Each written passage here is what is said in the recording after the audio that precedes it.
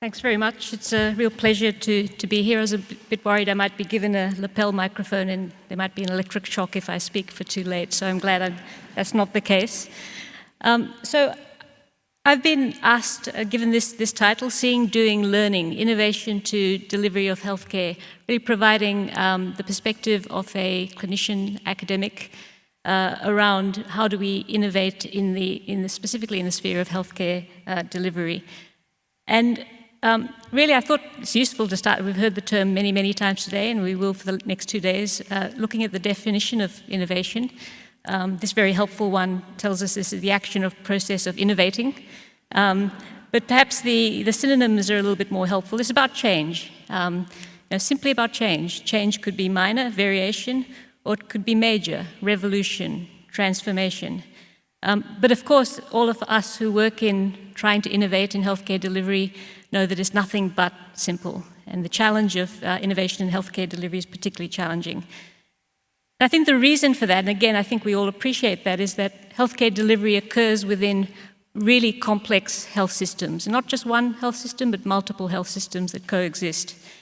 This is the WHO building blocks representation of health systems, which many people consider oversimplistic.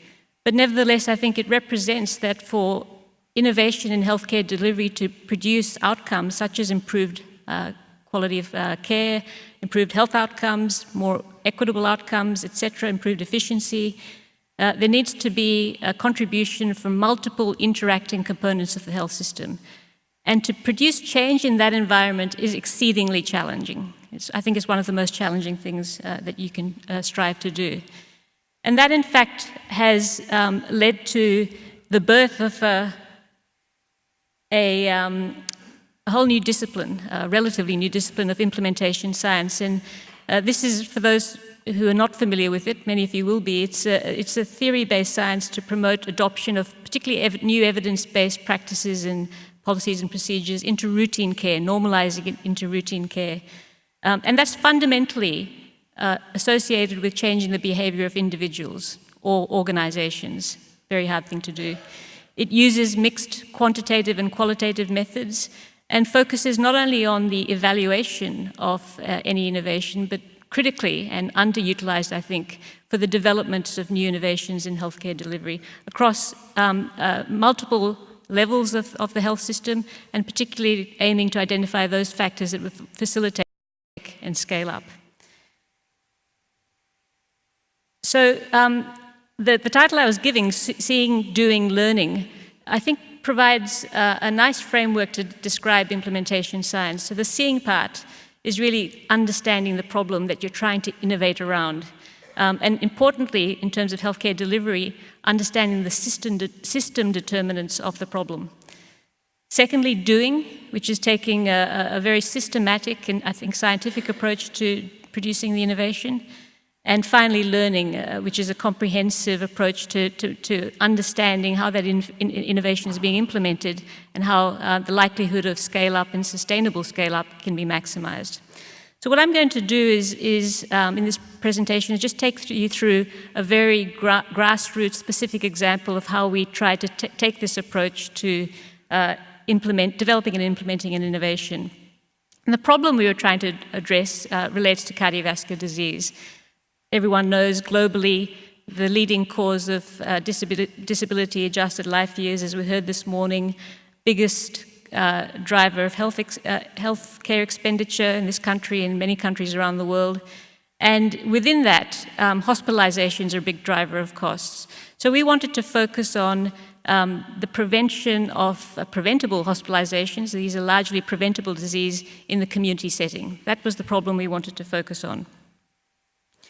And this is the very beautiful logic framework that we developed using an implementation science approach, where we were going to do a series of beautifully designed research projects, continuously engaging with end users and various system stakeholders, producing lots of data which we would then triangulate and bring together to take an innovation to scale, both in potentially public and private sectors.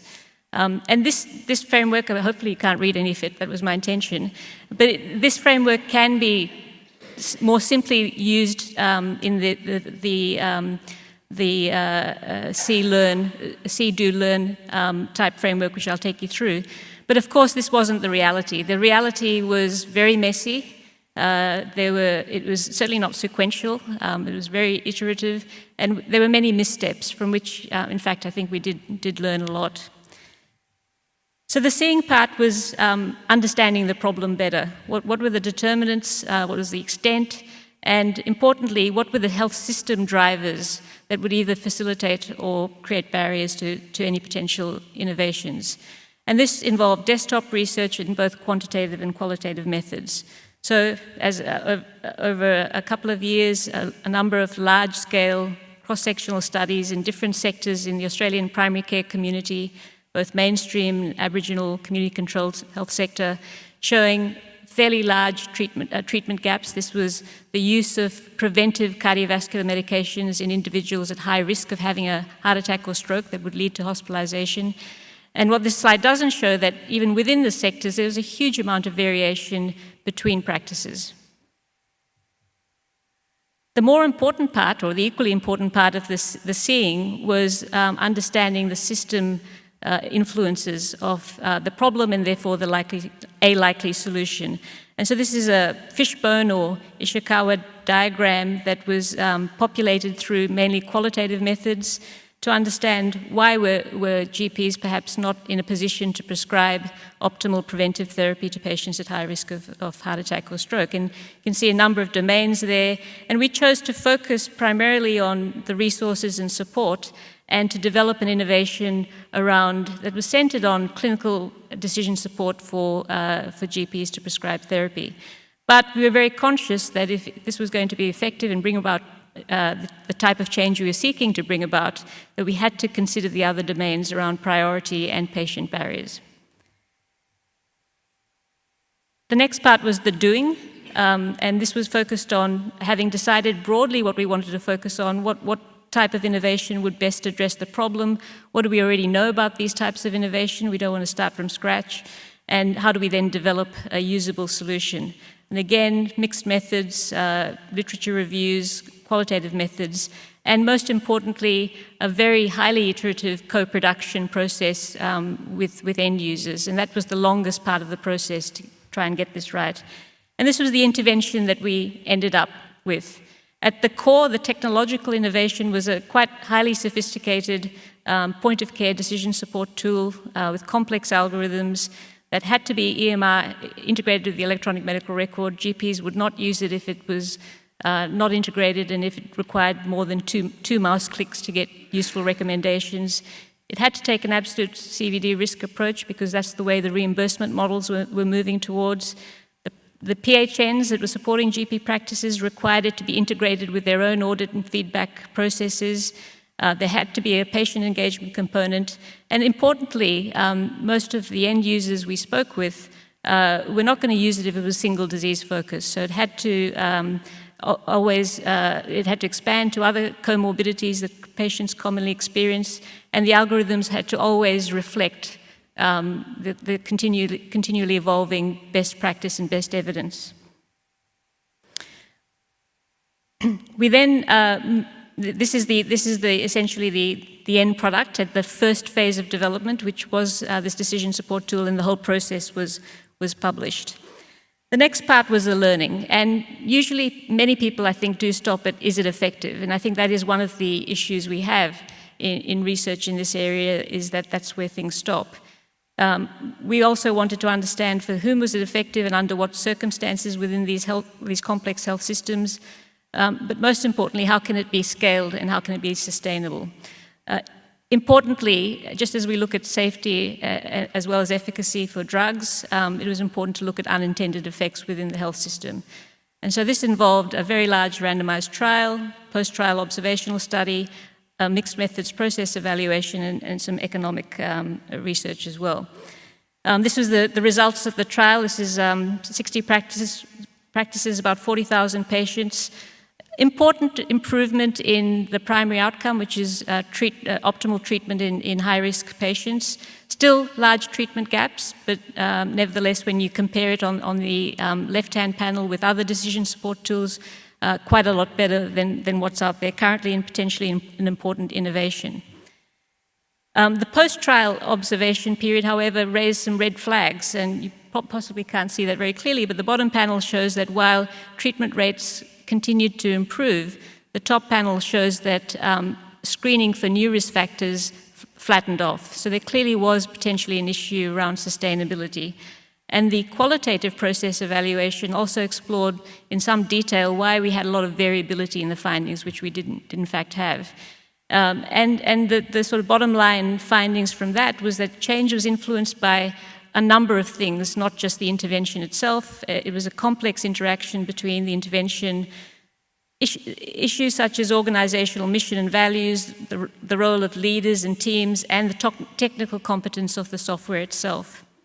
And finally, one of the biggest drivers of use, and in talking to GPs who use the system, the biggest driver of sustainable future use was likely to be the reimbursement that this type of system might attract in essentially the small businesses that they all run.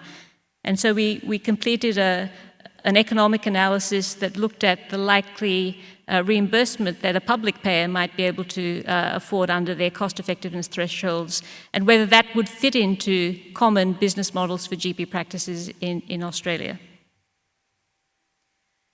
And finally, we're now at the stage of scale-up, and so that has involved, from everything we've learned over the last, this is several years of work, everything we've learned has led to quite substantial modification from where we started with our first prototype of the innovation to where we're at now, and modification for different end users. So this system looks very different for different end users.